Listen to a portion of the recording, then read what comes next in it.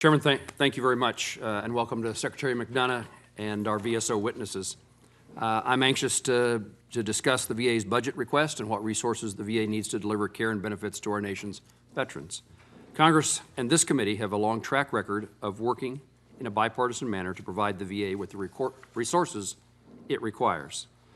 This committee has worked to address major challenges veterans face, including streamlining access to disability compensation and providing health care for veterans exposed to toxic substances during their military service. It is up to the VA workforce and leadership to faithfully execute the legislation passed by Congress and deliver the care and benefits our veterans rely on.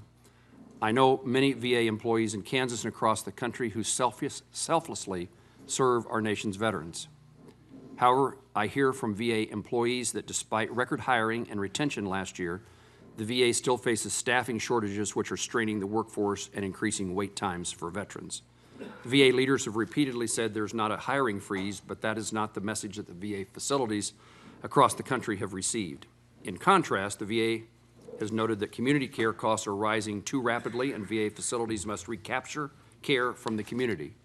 The VA is also expecting to reduce 10,000 employees in the direct care system, yet VA's system for assessing medical center performance for veterans shows, quote, meaningful decline in access across the VHA.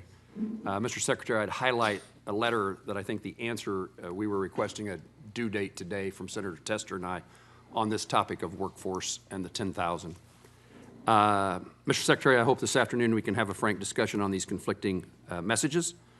Veterans deserve the right to decide when and where and how they seek the care they need. I remain committed to making certain they continue to have the opportunity to make informed choices about their own health care.